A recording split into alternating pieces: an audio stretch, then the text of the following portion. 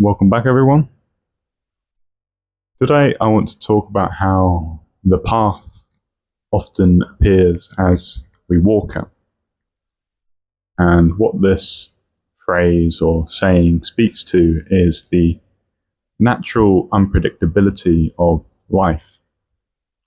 Often we want to impose so many plans and so much structure, so much order to reality. We try to really bottle it all up, but reality is something that as soon as you try to grasp at it with some kind of rigid plan or expectation, it very often has, the behavior of slipping through your fingers and forever being sort of, not for or against your plans, but really indifferent to it. And I think in order to live a life that is true, a life that is authentic and honest and accurate to the way reality actually is, we have to take our plans lightly and not get rigidly attached to them because, of course, plans fall through and new things reveal themselves and surprises happen. And we have to be open to surprises. You see, when our plans are so strong and rigid, often that limits our perception. It limits the things that we can manifest into reality, that we believe are possible. And, we can get so caught up in reality being one kind of way that we fail to acknowledge or see the many multitude of options that can happen.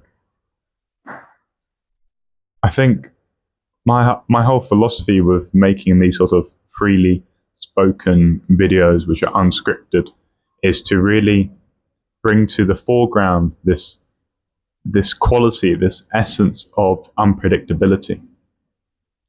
Because things being unpredictable is the essence of exploration. We're not really exploring if we're searching through terrain that has already been mapped out. Exploration always has with it this kind of sense of the unknown, like we're discovering something new. And reality gets very stale when we are not discovering something new, when we are sticking with the familiar, with the safe, with the known. Like I've said many times, evolution occurs in this friction between the known and the unknown, the friction between order and chaos, where we are repeatedly putting ourselves beyond that threshold of our comfort zone and opening ourselves up to the fact that our plans can fall through and the fact that reality will naturally surprise you. Opening ourselves up to that possibility sincerely opens ourselves up to the possibility of evolution and to the fact that perhaps we, our egos, may not know what is best for us. Perhaps our ego is attached to a kind of idea that has been conditioned into us by our parents or our society of a life that is safe and familiar. But that life may not be what is planned out for us. Our path through life may be difficult, may be different, and it may be difficult. But I think there is a real deep courage in opening ourselves up to this flux of reality, the chaos of reality. It's this courage that, in many of my psychedelic experiences in the past, it was a courage that I had to have when I would encounter such things. The psychedelic experience, it really throws you into the depth of the complexity and the aliveness and the fluidity, the magic of reality. And if you give a psychedelic to someone who is very, rigidly stuck in certain conditioned patterns and expectations, when such boundaries are dissolved and they see reality as it is in its messy beauty, that can be a very scary and confronting experience. It confronts them with the fact that they don't know everything. And that's humbling, but also intimidating to someone who is very much confined and limited to egocentric perception. The ego wishes to know that it knows everything, that it can control everything, that it can manipulate everything, and that it is safe. The ego wants to feel safe. It wants to reify itself. But the reality beyond the ego, the really real just is, and it's indifferent to the ego's wants. It's indifferent to your plans and your models of reality. It will just be as it is. And I think, in the past I spoke a lot about psychedelic experiences because psychedelic experiences were very foundational in initiating me into these certain subtle domains of reality that are often obscured by our conditioned modes of perception. But I think psychedelic experiences, or perhaps mystical experiences to use a more general term, are very powerful initiations. They provide you a sense of what is really real, beyond all the conditioned bullshit that people often live by. I think psychedelics, they often give you a glimpse of the perception that the yogi has, one who has meditated for a very long period of time, such that they can very easily bring their awareness into these different, what you may call occult or esoteric realms of experience. These different maps of reality that, to the person who is conditioned in conventional society, the conventional modes of perception, which we call the matrix. When a certain human being is conditioned into that sort of reality, their very consciousness, their very map of reality is sculptured and molded in a particular way that they only can see a small fraction of the entire cluster of reality. Their sort of tunnel of perception, their reality tunnel, is very, very limited. And anything that is outside of their materialist tunnel, they will consider woo-woo, or they won't even consider such things as a possibility. And they cut themselves off from all the potentialities of reality. Now, a yogi, someone who is trained in witnessing their consciousness, and by witnessing their consciousness, they are trained in witnessing reality itself, because reality is consciousness. They naturally experience a much wider spectrum of experience. And part of the realm of experience that they can witness are naturally more esoteric, more occult, the realm of what you may call subtle spirit, subtle forces within the psyche. There are many different linguistic labels we assign to these things. There are many different visions that people will have in deep states of meditation, past life regressions, for example, certain experiences of orbs and light and various sensations within the body, tingling and all sorts, out-of-body experiences. There is a vast realm of reported esoteric experiences. And, for me, psychedelics, my first exploration into psychedelics, it exposed me to that spectrum of experiences. It exposed me to the fluidity and the energetic nature of matter, to the sacred geometries that surround and situate us.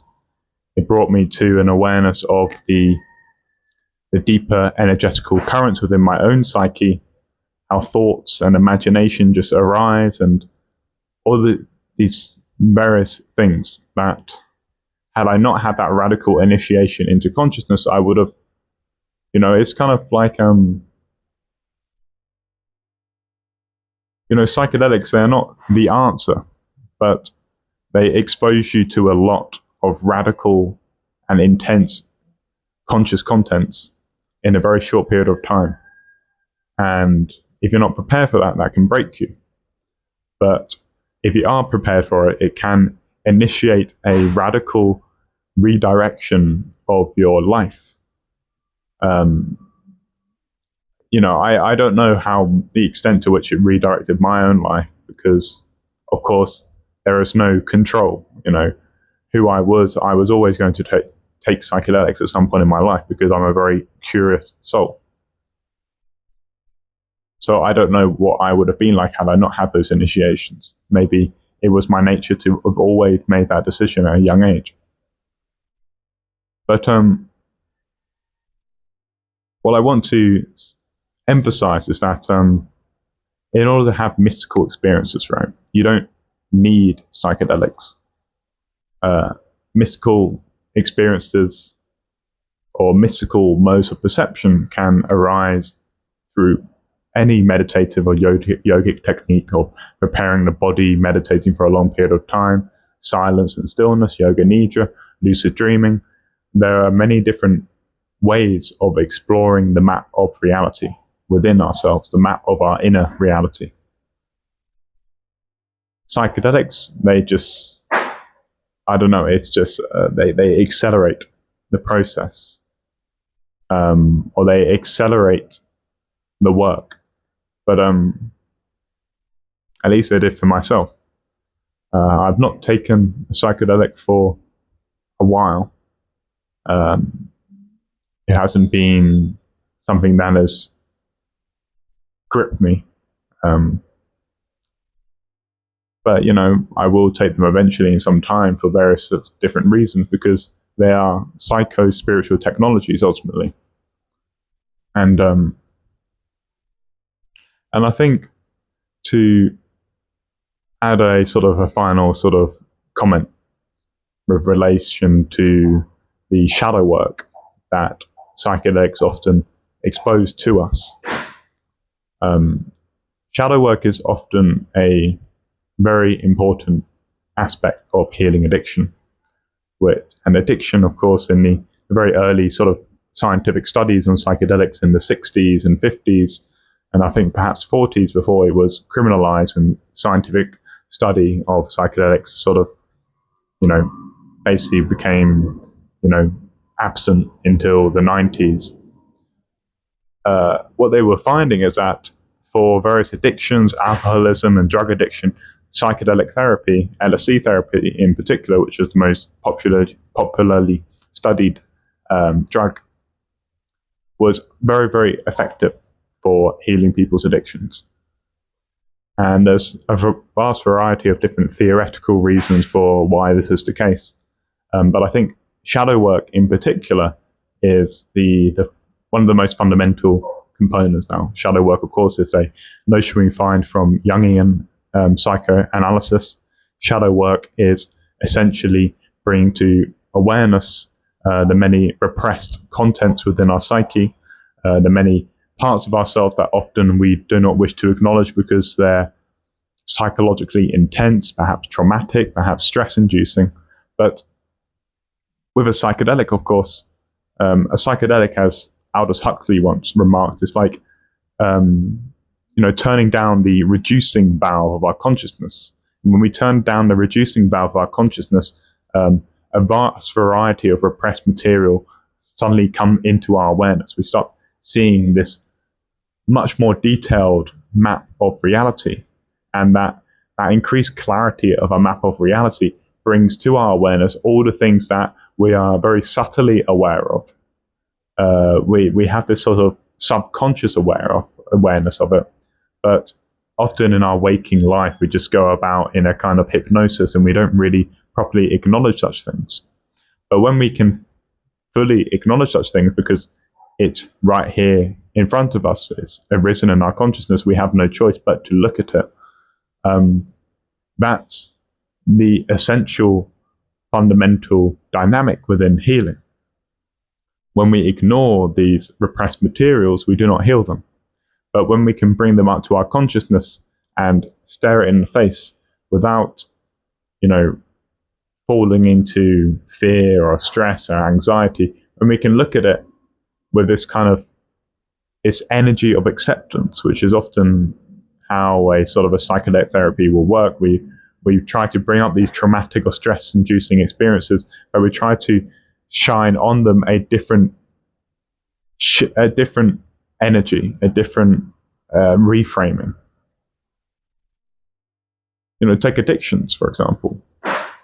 If you're in a psychedelic therapy session and you suddenly the topic of your addictions, your habits comes up, what comes up is the deep contours of that feeling, of that discomfort, that distress that you're trying to relieve yourself from with the addiction. You start to see the deeper emotional and the energy of those emotions that surround the addiction. And one exercise that I remember I used to do in my psychedelic sessions I would journal and I'd write. And that enabled me to have this kind of dialogue with the different aspects of my own conscious being. And you can have it's a form of, introspection, of course. You're bringing to consciousness all the different emotional aspects of your addiction, all the different causes, what is the root of it. And we have to get to the root of these things if we are to engage in healing, of course. Because through that clarity of understanding, we can then move forward and release it. And, psychedelics, they have to be used wisely in the practice of healing addiction. Because, of course, if we go into a psychedelic session unprepared and suddenly we have all the things that we've been avoiding our entire life just come flooding to the surface, we are unprepared for that intensity of experience, because it is a very intense experience. Perhaps some of the most intense experiences that a human can have. If we are unprepared for that, then we can, in fact, re-traumatize ourselves. And this can happen. It does happen many times. There's, I suppose, a dark side to psychedelics when they're used unwisely.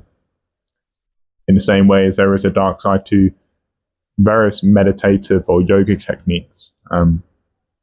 This isn't to suggest that these things cannot be healing, but it's more that we should be mature and wise in how we explore our consciousness, and we should understand that when we explore our consciousness, we will naturally be opening the door onto certain things that can be scary. We have a darkness within us. We have a shadow. The question is, how do we relate to the shadow? Do we relate to it with the energy of acceptance and therefore integrate it and therefore actualize? Or do we look at our shadow with the energy of rejection and therefore we remain fragmented? We remain, in the state of internal disjointedness, which is what happens when we are not fully integrated within ourselves, when we have not looked to our darkness with the energy of accepting it and understanding it. But I think I'll leave that there. That's been a long talk. Hope it's been interesting. Hope it's been insightful. Like and subscribe, all that sort of typical YouTube stuff. If you're interested in my one-on-one mentoring service, do message, comment, email me, and we can organize something. If you want to, deal with certain healing and addiction or spiritual related topics in a more, intimate kind of setting, You know where to find me. Hope it's been good. Hope it's been insightful. Enjoy the rest of your day, everyone, and goodbye.